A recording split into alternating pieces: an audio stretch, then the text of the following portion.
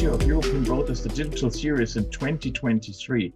I could in fact start with an hola, as this year's event is going to be held for the first time not in Cologne, but in Madrid, Spain, as you can already see from the wonderful background which we have chosen as our template for this year. It's going to be from the 27th to the 30th of November, and we will have great new topics in our educational program. And one is to have a deeper look into the values of helicopters and how they influence. So it's my real pleasure to talk to one of the experts in this field today. It's Gérard Deterne from Pteron Valuations. Hi, Gérard. Pleased to meet you. Hi, Frank. Nice to meet you. Nice to see you again. Yes, thank you for having me. Great. It's our pleasure.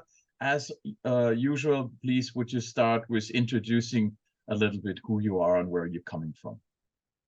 Yes, I'm an economist by training, was training in France and in the US.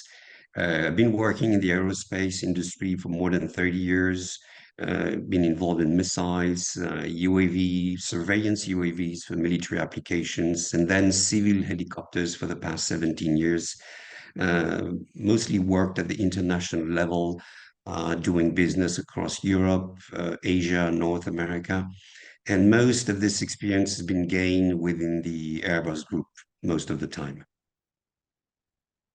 Many thanks for the introduction. Fascinating career.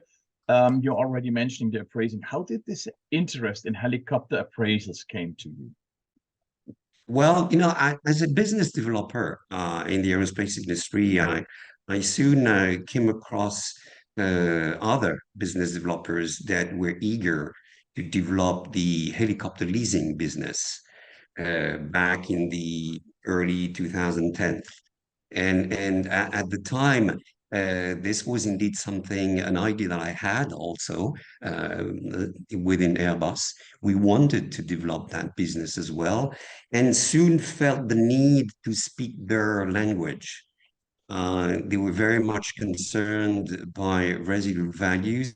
They had this perception at the time that helicopters would keep good values over time compared to other businesses. They wanted to follow the successful path of commercial aviation leasing, and wanted to develop the same kind of business, and soon felt the need to become an helicopter appraiser, and decided to take a certification with the American Society of Appraiser.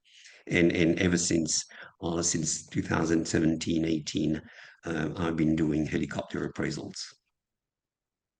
Thank you so much. Now we understand a bit better. You founded your own business, Pteron Valuations.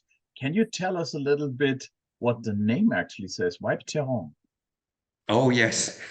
Well, Pteron means wings in ancient Greek. And actually, when you look closely at the word helicopter, helicopter is made of two ancient Greek words. The first one, helix, meaning spiral, something that turns around a virtual axis, and then pteron, meaning wings, as I said. And I thought that this word referred pretty nicely with the experience I had gained throughout the aerospace industry, and this is where the word helicopter came from. So I liked it. So this was a good idea. Absolutely, me too. And we have another thing in common because I also have had ancient Greek in school, but there's not that much left in the language. That's the reason why I asked for. Thanks for the explanation. So now we know a little bit about you and the company, and now, of course, we would like to dive a little bit deeper into the services which you provide to your clients. Yes, Tehran doesn't provide just value figures. We provide advisory services to support helicopter buyers, helicopter investors in their strategic moves. So we do provide market analysis, market forecast, and future value estimates. All of this in support of strategic decisions. So Pteron Valuation is a is not only an appraisal firm, but a market analysis and advisory consulting firm. Thank you so much. I guess you are not primarily looking into private helicopter owners, but more on the commercial side. Could you specify it a little bit more for us? Yes, yes. Mainly commercial business, as you said. Those businesses where helicopter are expected to generate revenues on a long-term basis and steady revenues. And of course, when you invest into a helicopter that is expected to generate revenues, you want to know how this helicopter is going to depreciate. And what are the present values to be expected after 5 years, 10 years. And those that are particularly concerned with those issues are, of course, helicopter buyers, large operators, but also leasing companies, investors and banks that provide financing to helicopter buyer. And all these market stakeholders do need to look at the future and to better estimate what they can expect in the future. This is what Pteron addresses, and this is the type of targets and customers that we address. So I know, thank you so much for that, that magicians never share the secrets behind their tricks. And I have the impression in the financial sector, it's somehow cerebral. Everybody's a little bit shy about talking his or her special knowledge, especially on a free of charge basis, like in this digital series.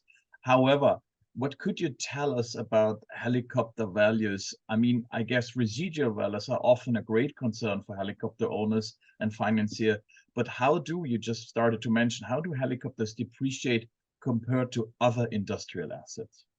Yes, well, there was this perception in the past, well, back in the early 2010 or the early 2000s, that helicopters would depreciate less than other industrial assets, such as commercial jets, as a matter of fact, or any other industrial assets. And why? Because helicopters, as you know, need to be maintained in a very strict manner. And if it's properly done, a helicopter can indeed fly for several decades. We've seen former models still flying today after 40 or 45 years of good service. So there was this perception that helicopters would depreciate better or even less than other industrial assets. But in fact, over the past 20 years, we've seen OEMs releasing more modern products. Technology, state-of-the-art technology has been installed on board of these new products. OEMs have managed to release different variants of the same product, thereby offering always better performance, better safety, and thereby dragging down the previous variants, the previous generations, even if those helicopters were only like 20 years old or 22 years old. Nowadays, the economic life of a helicopter, as we say in the appraisal world, is around 25 years old. I mean, of course, depending on the market segment, but that depreciates faster than before. Again, because of the technology evolution, the product evolution that we've seen on the market, which is very dynamic market and diverse, very diverse. So you were mentioning already, I mean, one cause is, of course, aging of helicopter, but there are different causes of depreciation. Could you just tell us a little bit more what they are? Right. Look, simple. There are three main causes of depreciation. One is physical deterioration. I mean, this is the one that is easily understood. And this is inherent to the helicopter itself and to the way it is going to be used. Of course, the number of flight hours, number of cycles, the environment in which the helicopter is going to fly, that is going to affect greatly its physical deterioration and therefore its depreciation. The second cause of depreciation is what we appraisers, we call this functional obsolescence. Does the helicopter still offers the proper function compared to others? Does the helicopter still carries the proper technology, the proper configuration, the proper safety devices that match market requirements? And this is what needs to be looked at. That this is a second category of depreciation. The third category is external to the helicopter itself. This is the economic environment, the economic obsolescence. This is the economic environment of the subject helicopter, of the helicopter at stake. Um, what about the economic environment? What about inflation? What about interest rates? What about financing? What about competition? Are there any other helicopter products or alternative modes of transportation, as a matter of fact, that can impact or minimize the attractiveness of the helicopter at stake? So three causes of depreciation. Thank you for that. So we already see there are different causes, and I guess it's even further complex because I might assume there's also a question in which markets we do look, and they might differently valued, or they might have also the market will affect. Am I right? Yes, absolutely. It can vary from one market segment to the other.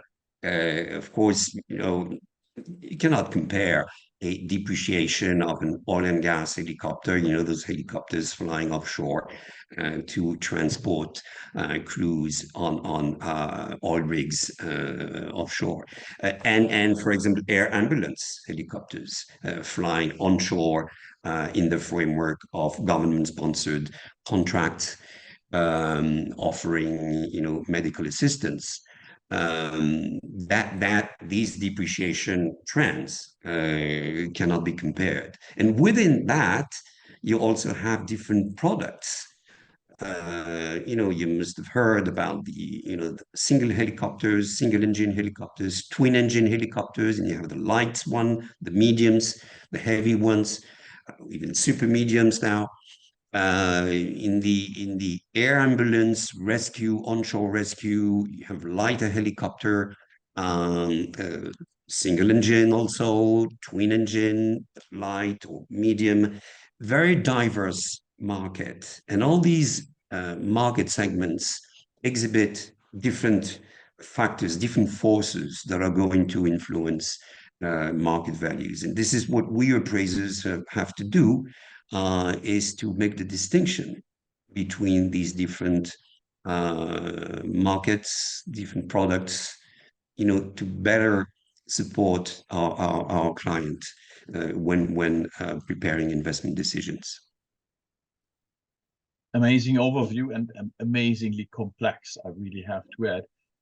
So this is only a little bit of mouth watering, as we could say, to make everybody aware of what we're going to discuss and debate over European Rotors. So the question, of course, goes out: are visitors of this year's European Rotors are able to talk with you, and can we actually even have a little bit deeper look with some examples potentially also from users and operators on our next edition?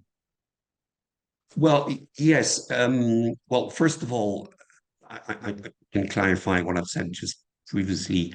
Of course, talking to helicopter operators involved in onshore activities versus helicopter operators operating offshore activities, or doing utility work, doing firefighting, doing search and rescue.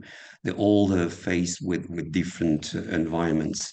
And this is something that can be addressed, and shows like European Rotors taking place at the end of November in Madrid can be a good opportunity for these helicopter buyers, investors, leasing companies to talk to us appraisers. And I'll be there for sure Frank, because I think this is a great show.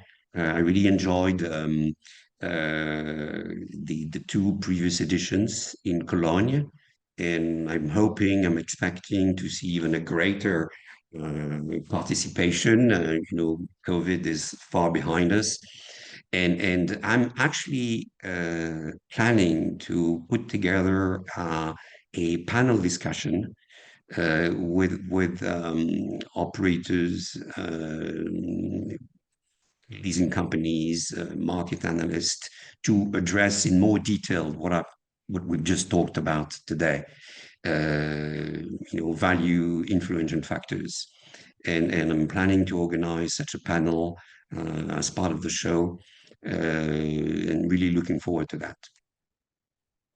That's a great initiative, Gerard. I can only really thank you for that.